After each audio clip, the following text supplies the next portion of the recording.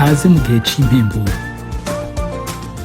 Bakunzi twama dusanga ijambo ry'Imana mu kiganiro igihe cy'impemburo, ndabaramukije amahoro ya Kristo. Nkuko tumaze igihe dusangira amajambo ajanye n'ijambo nyamukuru ry'uyu mwaka w'ibihumbi 2021, umwaka twahawe ijambo ko ari umwaka wo kuzuka. Reka ndagusomere igice cyo mu gitabo ca Yeremiya, igitabo c'uwavugishwa n'Imana Yeremiya, igice ca 31 cose, n'amasezerano aryoshe. Uhoraho akuganirize mpwemu yera, kuyagisha, kurongora, guhishurira amabanga muri iri jambo, nawe uronke isezerano ryo kuzuka nk'uko Yesu yabariye bashiki ba Lazaro wari yapfuye muri Yohana igice ca 11 ngo umusaza wazuzuka. Hariho isezerano ryo kuzuka. Imana ishimwe cyane. Yeremiya igice ca 31 umurongo wa mbere gushika ku murongo wa 40, ni igice cose. Handitse ngo amahoro bazogira basubiye i Yerusalemu. Bari mu bunyagano, bari mu buja, bari batwawe kw'inyagano, cari igihe kirekire, ariko ari nko kuzuka, kuko Yeremiya yari yavuze ko azomara imyaka 70. Imana yakoze ibitangaza, barasubirayo. Uhezagirwe n'iki gisumwa cyo muri Yeremiya 31 kuva ku murongo wa mbere gushika ku murongo wa 40. Ico gihe niko harahagize, nzoba Imana y'imiryango yose y'Abisirayeli, nabo bazoba abantu banje.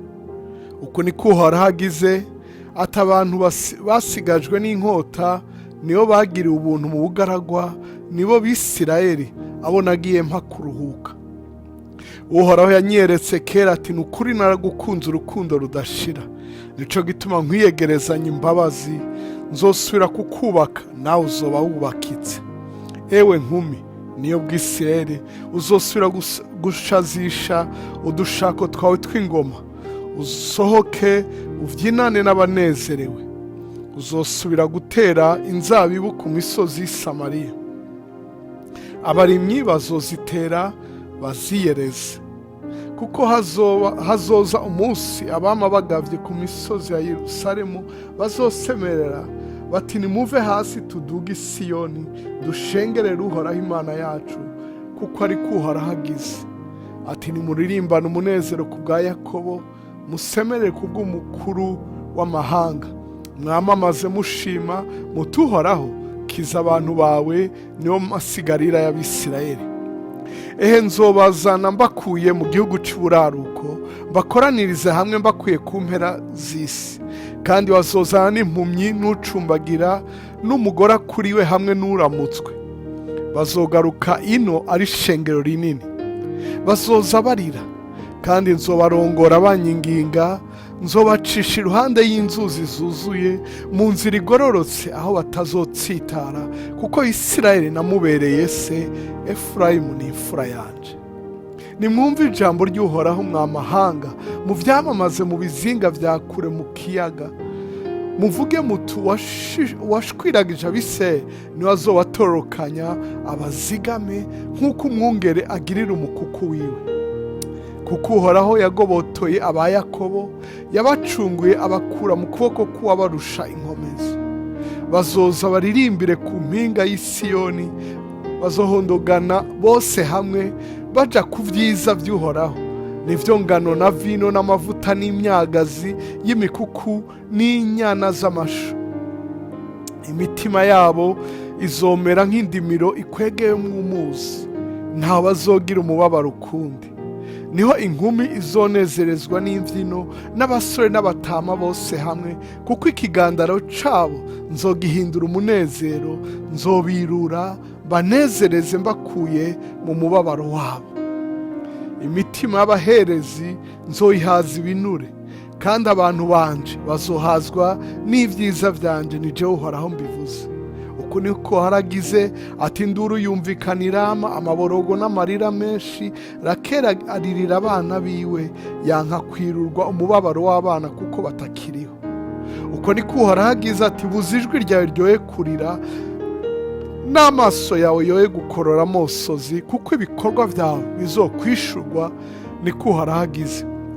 Kandi bazosubira kugaruka bavuye mu gihugu c'abanzi, kandi hazoba ivyizigiro vyo mu iherezo ryawe, niko uhoraho agize. Abana bawe bazosubira kugaruka mu gihugu cabo bwite.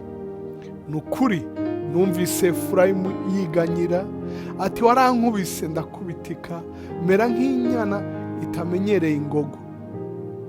Mpindukiza mbone guhindukira, kuko wewe uri Uhoraho Imana yanje. Ni ukuri maze guhindukizwa narihanye, bimaze kunyigisha narishishitiye, nagize isoni mbere ndateterwa, kuko ibiteye isoni byo mu buto bwanje vyasubiyeko.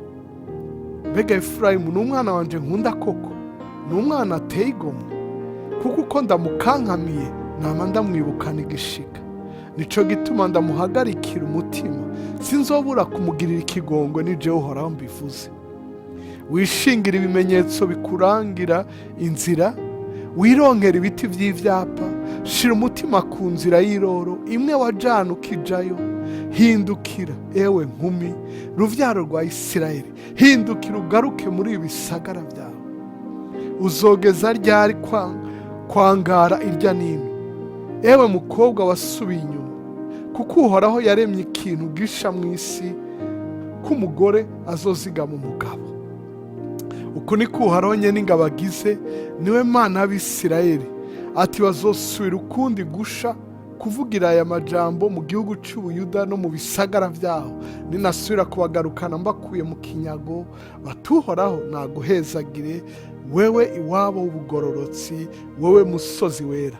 Maze ab'i Buyuda n'ibisagara vyaho bose bazohasasagara, bo n'abarimyi n'abaragiye imikuku, kuko nashubije intege mu mutima urushe, n'umutima udendeukiwe nkawuhembura. Bishitse aho ndikangura, sanga itiro ryari rindyoheye. Iminsi izoza ni jewe Uhoraho mbivuze, nzobiba imbibe niyo nzu ya Isirayeli n'inzu ya Yuda, ndayibibemwo imbuto arizo bantu n'ibitungwa. Maze ico gihe nk'uko nabahoza kw'igitsure ngo mbarandure, mbahomvore, mbasangangure, mbahonye, mbababaze, niko nzobahoza kw'ijisho ngo mbubake, mbateragire, ni jewe Uhoraho mbivuze. Muri iyo minsi ntibazoba bakivuga ngo base barya inzabibu z'ibitumbwe, amenyo y'abana akajiginyurwa. Ariko umuntu wese azopfa azize ivyiwe bigabitanyo nyene. Uriye inzabibu z'ibitumbwe, ayiwe menyo nyene niyo azojiginyurwa. Iyi minsi igirize, ni jewe Uhoraho mbivuze. Aho nzosezerana isezerano risha n'umuryango wa Isirayeli n'umuryango wa Yuda, bidahwanye n'isezerano nasezeranye na ba sekuruza, ku munsi nabafata ukuboko nkabakura mu gihugu ca Egiputa. Kandi iryo sezerano nyene bararyishe, naho nari shebuja, ni jewe Uhoraho mbivuze. Ariko iri niryo sezerano nzosezerana n'umuryango w'Abisirayeli hanyuma y'iyo minsi, ni jewe Uhoraho mbivuze. Nzoshira ivyagezwe vyanje imbere muri bo no mu mitima yabo, niho nzovyandika. Nanje nzobabera Imana, nabo bazoba abantu banje. Kandi ntibazoba bacigishanya ngo umuntu wese yigishe mugenzi we, canke ngo yigishe uwo bavukana ati menya Uhoraho, kuko bose bazonyimenyera, uhereye kuri nyarucare ugashitsa kuhambaye, ni jewe Uhoraho mbivuze. Kuko nzoharira ukugabitanya kwabo, kandi icaha cabo sinzocibuka ukundi. Uko niko Uhoraho agize, uwatanze izuba ngo ribe umuco w'umurango, akagera ukwezi n'inyenyeri ngo vyake mw'ijoro, niwe azikurura ikiyaga ngo imipfunda yacu ibomborane. Uhoraho nyene ingabo niryo zina ryiwe. Ati ivyo nageze, ivyo ntivyava mu nyonga zanje, niho jewe Uhoraho mbivuze. Niho uruvyaro rwa Isirayeli narwo ruzoreka kuba ihanga mu nyonga zanje ibihe bidashira. Uko niko Uhoraho agize. Ati ijuru ryogerwa, amatanguro y'isi agaserangurwa, niho nanje noca uruvyaro rwose rwa Isirayeli, mbahoye ivyo bakoze vyose, ni jewe Uhoraho mbivuze. iminsi izoza niko uhoraho agize, ca gisagara kizokubakirwa uhoraho uhereye ku munara wa Hananeli ugashitsa no ku irembo ryo ku mfuruka y'uruzitiro, kandi umugozi bazogeresha uzovuduka aho hantu ugororwe ushike ku gatumba k'igarebu, maze uzozenguka ushike i Gowa, kandi umwonga wose uhambwamwo imivyimba ugatabamwo n'umunyota n'indimiro zose, ukarinda ugashitsa ku mugezi Kidironi, ugashitsa no ku mfuruka y'irembo y'amafarasi aherekeye iburasirazuba. Hose hazoba ahera h'uhoraho, ntihazokongera guhomvorwa ngo hasangangurwe gushitsa ibihe bidashira. Imana ishimirwe ijambo ryayo. Wakoze, wafashe umwanya kudutega amatwi, urakoze kandi usubira gufata umwanya wo gusubira gusoma ico gice mu ndimi zose wumva zikubangukiye. Imana ikugire neza, wakira amasezerano yo kuzuka no kugirirwa neza mu vyawe no mu bawe. Urakoze, uragahezagirwa.